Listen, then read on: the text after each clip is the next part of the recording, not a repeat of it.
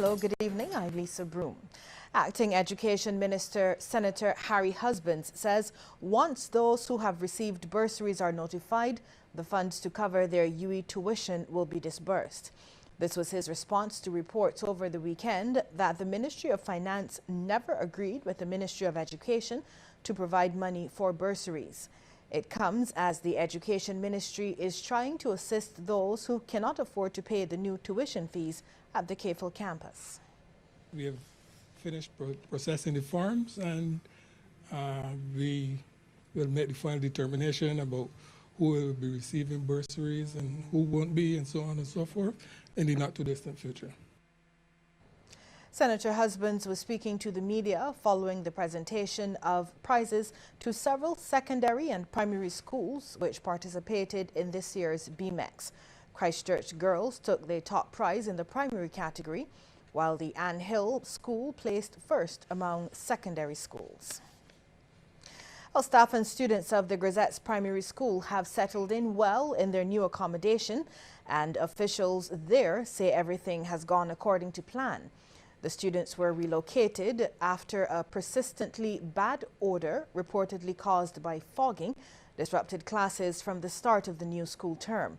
Lisa Lord visited the two temporary locations earlier today. It's the first day for staff and students of the Grisette's Primary School at two new locations following the closure of the school due to environmental problems. And so far, the transition has been a smooth one. We first visited the Ebenezer Seventh-day Adventist Church, where the infants, those in nursery to infants B, are located, and they were busy having lunch. Principal of Grisette's Primary, Etwin Bino, says she has absolutely no complaints about their temporary environment. I am pleased with how the children have settled. They have come this morning, they got the bus, everything went smoothly. And I am sure that the children, they have indicated that they're happy to be back at school. And I'm sure the teachers are also happy and ready and willing and raring to go. And across at the Breath of Life Seventh-day Adventist Church, the story was pretty much the same. Senior teacher Suzanne Holder told us the students were there on time and have been adjusting well. The students are being shuttled from the Grisette Community Center to the two churches, and parents are being reminded that buses will leave at 8:15, so they should try to be on time. And the relocation at the two churches is expected not to last more than 3 weeks. I'm Lisa Lord for CBC News. Lisa, thanks. After raising concerns about the idea, hoteliers have signed on to a memorandum of understanding signaling their commitment to buy local produce. The deal was brokered by Commerce Minister Donville Innes. He says a series of meetings was held, culminating in today's MOU signing.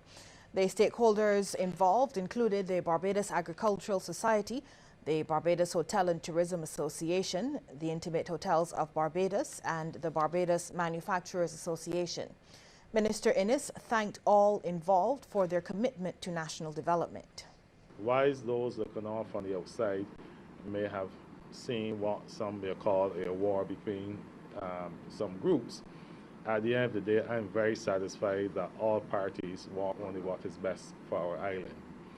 And they were well within their right to argue on behalf of their constituents as well.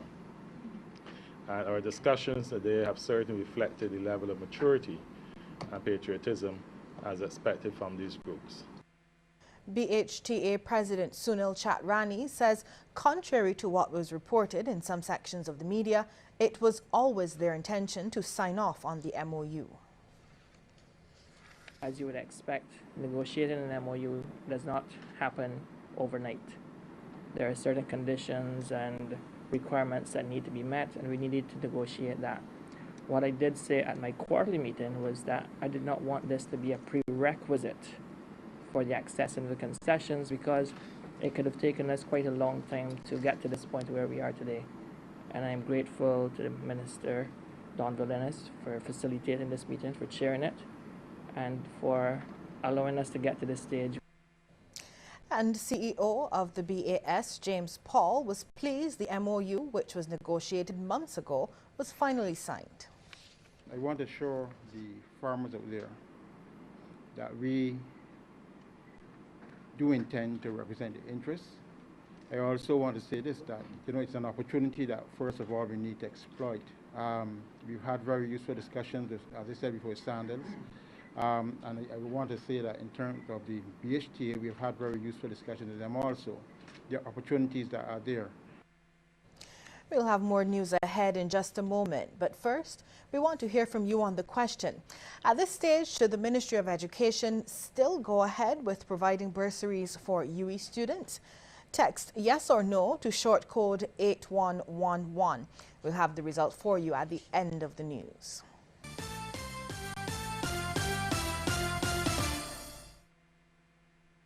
In concert with community, in harmony with humanity, feeling the rhythm, hearing the rhyme, moving to the beat of the time. Goddard Enterprises giving back, proud to be giving back, caring and sharing and serving and giving back. Across the region, Goddard Enterprises giving back. Hi, I'm Red Plastic Bag. Anyone who knows me knows I don't like cold.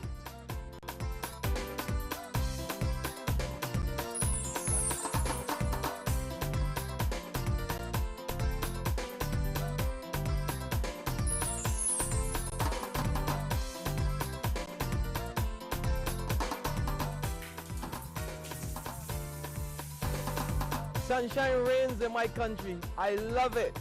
It's your sun power.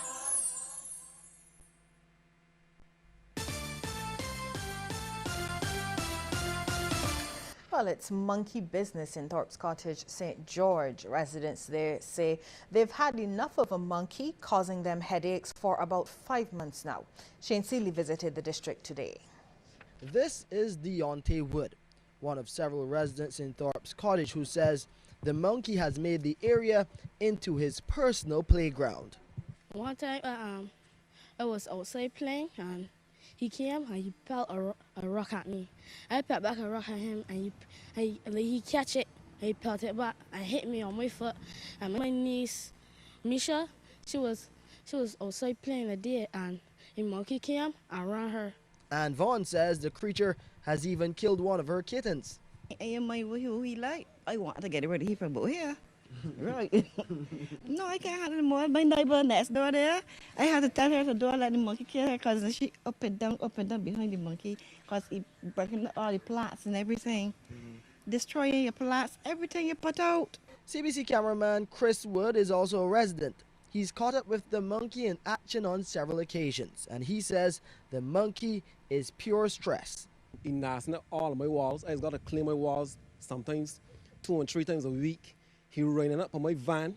He going to my windows and looking through my house. So I don't know. He riding the sheep. He taking up grass with the sheep mouth and feeding he feeding the sheep. Sometimes if he have a pants on, then he actually holding up on the pants like and swinging. So I don't know what to do with this monkey. But Chris admits he likes the little fellow. To tell you the truth, I like him, but he getting out of hand. At first, I could tolerate it because I ain't accustomed to the monkey coming around my house. But all of a sudden, now, he got all of these fruits. He got pomegranate, he got mangoes, he got pears. He's shaking on all the pears. He got mangoes. So he got soursop, he got plums, he got everything. So he ain't laughing. And he just come down early in the morning from wherever he does be and go in the sheep pen. He love the sheep. He got this thing about, I actually see holding the sheep rope and pulling it like if he going to stake with the sheep or something. So. And today residents finally found out who the monkey belongs to. Kinaz Hines told me that Palu escaped from his cage when it was being cleaned, and it's only in the last couple days that he learnt where Palu was. As I coming up from work, going to work, I hear people saying they got a monkey down here, taking clothes off the line and things. So they ain't want even they come out, I see they ain't sitting there and watch me, calling, they ain't come. I see belts throwing away, so I say, yeah, that's it. So then all the time I keep hearing people complaining, all the time. Monkey in trouble. But that was my monkey, Palu. So should they keep him or should they turn him over to the authorities? Well, most residents are saying they want the wildlife reserve to come and get him because he's clearly wreaked too much havoc here in Thorpe's Cottage. I'm Shane Seeley for CBC News. Thanks, Shane. Well, as the island moves to introduce service animals to help people with disabilities and some illnesses, there's news that regulations relating to bringing animals into Barbados are to get updated. This from Senior Veterinary Officer Dr. Mark Trotman, who says his department gets a number of inquiries about bringing service animals to Barbados. But he says it's difficult to do so given the existing regulations. He says Parliament recently passed legislation dealing with the matter, but the regulations will allow animals, especially cats and dogs, to be brought into Barbados once certain health standards are met. Currently, we have a facility at the airport, an animal reception center, which does allow for us to clear pets to enter the country from specific countries. However, disabled animals for disabled people, service animals, have to be with the person all the time. Normally when animals or pets enter the country, they are taken to the animal reception center and then the owner will clear the animal there. This cannot happen with service animals. The animals have to come in accompanying their handler at all times. So therefore, special exemptions have to be made, special arrangements are going to have to be put in place to facilitate this going forward. A major concern that Barbadians are not taking their mental health seriously. It came from health officials during a service celebrating Mental Health Month with the theme Living with Schizophrenia.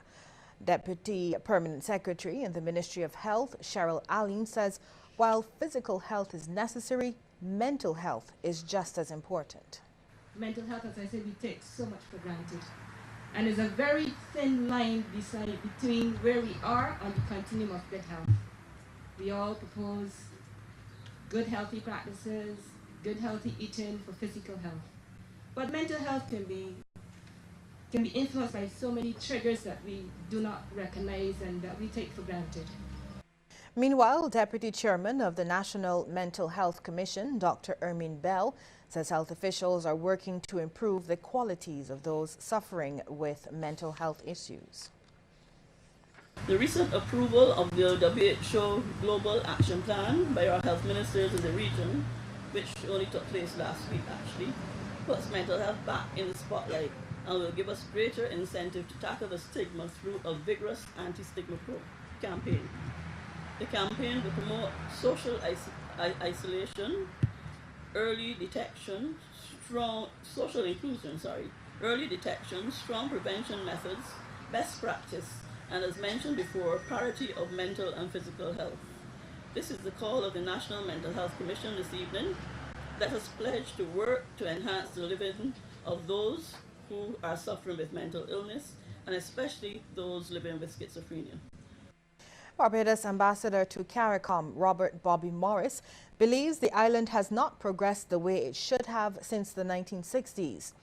The ambassador made the remarks at a labour market workshop at the Cave Hill School of Business. While drawing comparison to the likes of Singapore, he says that Asian state was in the same position as Barbados, but has grown significantly since. For Barbados, he says its failing then was not putting enough emphasis on science, technology, engineering, and maths. That is a major consideration, and my question is, don't we understand that there is a way how to get there? Because the same way countries got there, we can just model what they're doing, adapt to our own circumstances, but that is going to mean a change of mindsets in terms of how we are going to be educating our children. In other words, demand-driven education is very important. We need to understand what is required out there and make sure that our people are trained to do it. Ambassador Morris wants the Caribbean to move towards a regional labour market, one that is structured and integrated. He wants CARICOM to move away from just thinking of trade alone and move towards production. After all, trade is the end result of production. And if you're not producing, there will be that much to trade. And therefore, the understanding is that we have to think in terms of large Caribbean businesses using resources from each country. So it'd be a lateral business across the region, Trinidad will be responsible for providing something, Guyana, Jamaica, etc. The Aaron and Christina Trust Foundation continues to provide tablets to students at both secondary and primary level. The foundation has distributed 62 tablets to the Roland Edwards and Boscobel primary schools. So far, they've handed out 350 tablets to students at 12 schools across the island. Founder Aaron Trust believes the tablets will improve the academic performance of the students. The Aaron and Christina Foundation was started by Christina and I in 2009. Its purpose is to promote and facilitate children's education at both the primary and secondary level, as we believe that this will be the best means of ensuring our social, economic and political stability in the future. Today, the Class 3 students of the two schools I've mentioned will each receive a tablet. We have selected students in Class 3 as we feel that you're old enough to handle the responsibility of taking care of the tablet, and you will have it to assist you with the 2 years preparations for the Common Entrance exam. Meanwhile, Colin Jordan, who said he was speaking on behalf of St. Peter MP Owen Arthur, believes the tablets will help with the children's development. I'm absolutely sure that all of you, as you grow, learn, and develop, will go into areas, whether it is agriculture, manufacturing, banking, insurance. You're going to go into areas of work. Some of you are going to own your own businesses. And because of the knowledge you've gained at school and by using these products, these tablets, you are going to be able to develop yourselves, earn a living for yourselves, and also develop this country that we all love. Regional news next, but first a reminder that we want to hear from you on the question. At this stage, should the Ministry of Education